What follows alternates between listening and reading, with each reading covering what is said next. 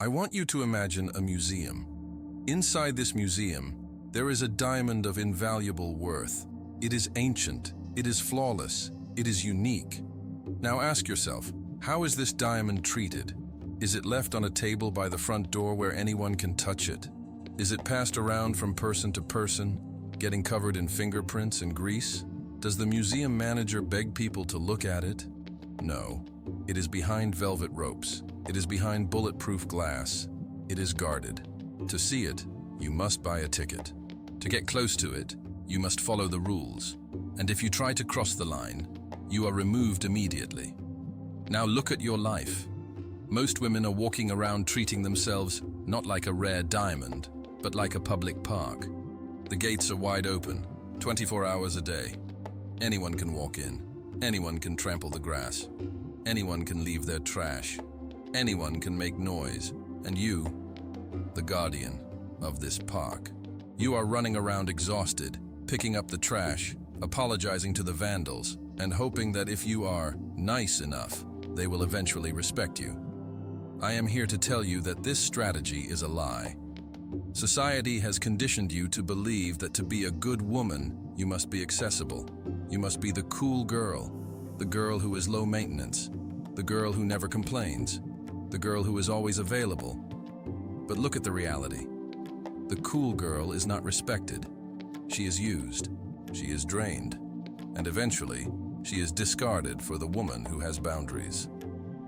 To command respect, instant, undeniable respect, you must undergo a transformation. You must shift your operating system from public park to private sanctuary. We call this woman the untouchable. Untouchable does not mean cold. It does not mean arrogant. It does not mean lonely. It means sacred. It means that your energy is so valuable, your peace is so expensive, that you do not allow just anyone to put their dirty hands on it. Today, we are going to build the 6 walls of your sanctuary. We are going to dismantle the nice girl programming that is ruining your life, and we are going to install the boundaries of a queen. Because a queen does not beg for respect. She commands it, not by what she says, but by what she refuses to tolerate. Welcome to the reconstruction of your worth. To build this sanctuary, we must first secure the most valuable asset you possess. It is not your beauty. It is not your money. It is your time. Most women suffer from a disease I call the anxiety of availability. You believe that if you are not constantly available, you will be forgotten. You believe that loyalty means answering the phone on the first ring. This brings us to boundary number 1, the end of immediate access. In the laws of economics, scarcity creates value. If gold fell from the sky like rain, it would be worthless. We value gold because it is hard to get. It requires effort to mine. When you reply to a text message 3 seconds after receiving it, every single time, you are signaling to the other person, I have nothing going on. My time is cheap. I am sitting here waiting for you. You are flooding the market with your presence. And when you flood the market, your value drops. This is biological. Men, in particular, are hunters. They do not respect the prey that jumps into the net. They respect the challenge. They respect the woman who has a life so full, so rich, and so purposeful that she does not have time to reply instantly. You must install a delay. I call this the Queen's Pause. When a message comes in, do not jump. Finish your tea. Finish your page. Finish your breath. You are not playing games.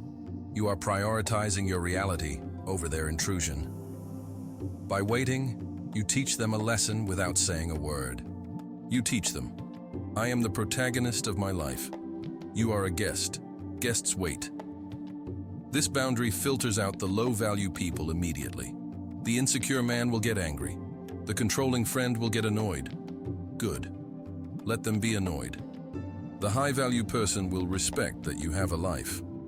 But protecting your time is only the first layer. The deeper layer is protecting your emotional container. This brings us to boundary number 2, closing the emotional dumpster. Women are naturally empathetic. You have a gift for feeling the pain of others. This is beautiful. But in a toxic world, this gift is often weaponized against you.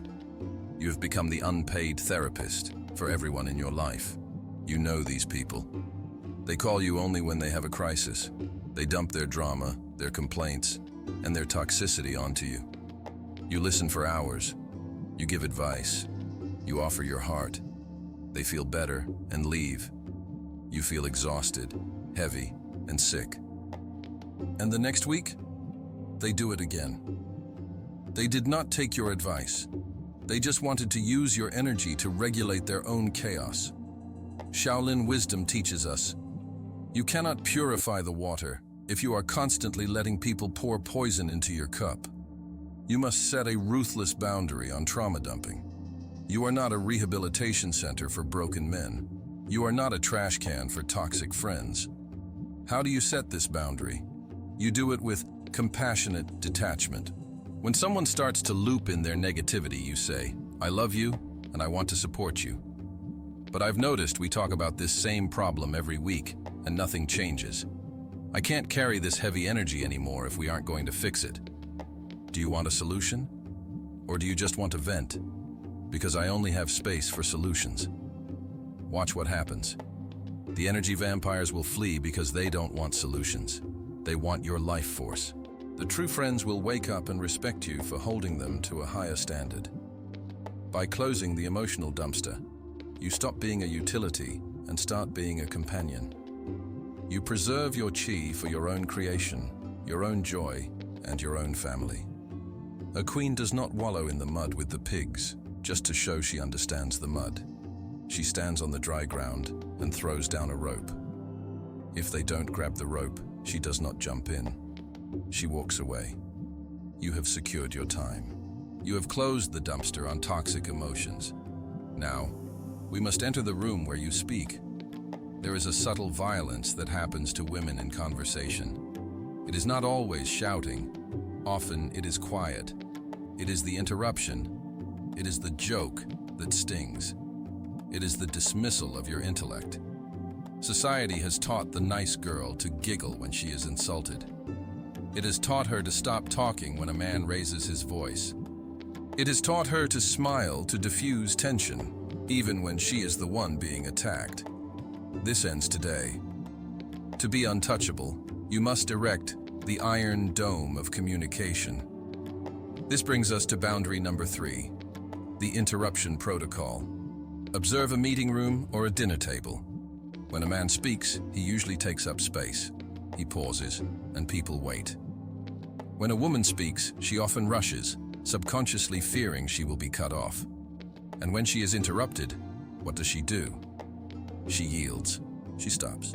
She smiles awkwardly and lets the interrupter take the floor. She shrinks. In that micro moment, you have taught everyone in the room.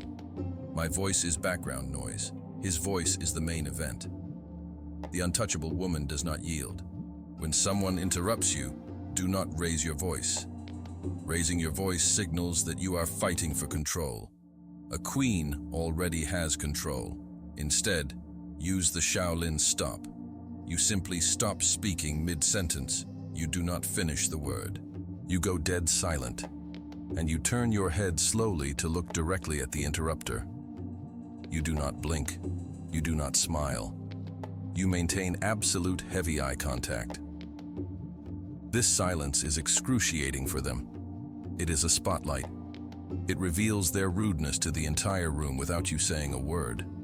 Usually they will stumble and stop. If they keep talking, you wait for them to take a breath. And then you say, in a calm, flat tone, I hadn't finished. And then you pick up exactly where you left off. You do not say, sorry, can I just finish? You do not ask for permission. You state a fact. This is not aggression, this is correction. You are training the people around you like you train a puppy. When they jump on the furniture, you put them down. When they interrupt the queen, they meet the wall. But there is a more insidious form of disrespect than the interruption. It is the joke. This leads to boundary number 4, the anti-deprecation shield. We live in a culture of negging and passive-aggressive humor. A partner, a colleague, or a friend will say something that humiliates you, wrapped in a laugh. Wow, you're actually eating all of that? You're so emotional today. I'm just kidding. Don't be so sensitive. The nice girl laughs along. She is terrified of being seen as crazy or uptight. She betrays her own soul to keep the peace. Listen to me. When you laugh at an insult disguised as a joke, you are co-signing the disrespect. You are agreeing with them. The untouchable woman kills the joke. How? By taking it literally. When someone makes a disrespectful joke, do not laugh. Do not get angry. Simply look at them with a confused expression and ask, "I don't get it. Can you explain why that is funny?" Watch them panic. There is nothing that destroys a bully faster than having to explain their prejudice. They will stutter. "Oh, it's just, you know." You stay silent. Let them struggle in the mud. Then you say, "It sounds like you were just trying to be rude. That's not funny to me." You have turned the tables. You have made them the awkward one. You have made them the one who broke the social contract. This boundary is crucial because it protects your dignity. Humor is often a Trojan horse used to smuggle in abuse. If you allow the small jokes, you will eventually accept the big insults. By refusing to laugh, you create a force field. People learn very quickly. "I cannot play with her. She does not play those games." This creates a vacuum around you. The clowns disappear because clowns need an audience. And the only people left are the ones who know how to speak with honor. We have fortified your time. We have shielded your voice. But now we must confront the most dangerous trap of all. This trap is not set by your enemies. It is set by your own heart. It is the savior complex. Society has sold you a romantic lie. The lie says, if you love him enough, you can fix him.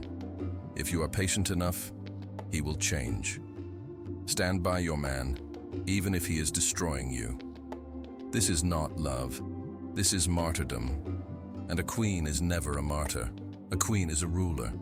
This brings us to boundary number 5, the rehabilitation protocol. You must look at your relationships, romantic, family, or friendship, and ask yourself one brutal question. Am I his partner, or am I his rehabilitation center? Are you teaching him how to be an adult? Are you managing his emotions because he cannot? Are you lending him money he never pays back? Are you apologizing for his bad behavior to others? If you are doing these things, you are not in a relationship. You are in a project. The untouchable woman does not date potential. She dates reality. When you try to fix a broken man or a broken friend, you are actually disrespecting yourself in 2 ways. First, you are saying that your needs are secondary to his chaos. Second, and most importantly, you are trying to play God. Shaolin wisdom teaches us, you cannot wake a person who is pretending to be asleep. If a man wants to rise, he will rise. If he needs you to drag him up the mountain, the moment you let go, he will fall back down. And he will take you with him. You must set the boundary of as is. Look at the person in front of you today, not who they could be in 5 years. Who they are today. If they never changed, if this version of them is the final version, would you stay? If the answer is no, then leaving is not cruelty. It is integrity. You want a king, but you keep trying to raise a prince into a king. That is the job of a mother, not a lover. As long as you are mothering him, he cannot desire you and you cannot respect him. Step back. Put down the tools. Retire from the job of fixer. When you stop trying to save people, you create the space for a partner who is already whole to enter your life. An untouchable woman requires an equal, not a dependent. But there is one final layer to this savior mentality. It is how you treat your own vessel. This leads to boundary number 6, the sacred vessel, physical and energetic access. In the modern world, we are taught that sexual liberation means giving access to your body freely. We are told that casual is cool. But let us look at the energy. Your body is the temple where your spirit resides. It is the generator of life. It is the most high-tech divine instrument in the universe. When you allow low-value people to access this temple, whether sexually or even just physically, hugging, touching, being in your personal space, you are mixing your high-frequency energy with their low-frequency chaos. The nice girl lets people hug her even when she doesn't want to. She lets a man touch her too soon because she doesn't want to seem prudish. She sleeps with him too early because she fears he will lose interest. She is trading her sacredness for validation. The untouchable woman understands the law of the velvet rope. Access to your body is the highest privilege a human being can earn. It is not a right. It is not a free sample. You must become comfortable with physical distance. When someone tries to enter your personal space and the vibe is off, step back. When a man tries to touch you and you have not granted permission, remove his hand, calmly, without apology. You are signaling, this territory is governed. And this goes beyond the physical. It is about your energetic aura. Who do you allow to sleep in your house? Who do you allow to see you cry? Who do you allow to see you without your armor? If you give the VIP experience to everyone, you have nothing left for the one who actually deserves it. By guarding your vessel, you build a magnetic charge. Men can sense it. They sense a woman who belongs to herself. And that mystery, that containment, drives them wild. Because deep down, they know that what is guarded is valuable. We have built the walls. We have secured the vault. We have closed the gates. But now, we must face the reality of human nature. You can set the most beautiful boundaries in the world. You can communicate them with the eloquence of a poet. But there will always be people who do not care. There will be people who test the fence to see if it is electrified. If you have a boundary without a consequence, you do not have a boundary. You have a suggestion. And suggestions are ignored by the disrespectful. This brings us to the final, most lethal tool in your arsenal. We call it the guillotine of velvet. Why velvet? Because it is soft. It is elegant. It does not make a noise. Why guillotine? Because it is sharp, decisive, and final. Most women are afraid of consequences because they think a consequence must be an explosion. They think they have to scream, "I'm leaving you," or write a long, angry text message. This is the nice girl trying to act tough. The untouchable woman does not explode. She withdraws. This is the principle of strategic withdrawal. When a man or a friend crosses a sacred boundary, for example, he disrespects your time again, or he insults you again after being warned, you do not lecture him. You have already done the communication. The time for words is over. You activate the guillotine. You cut access. You become unavailable. You stop replying to the texts. You stop accepting the dates. You remove your energy from their life completely. When they ask, "What's wrong?" you do not give them a 3-page explanation. You say simply, "I told you that I don't tolerate that behavior.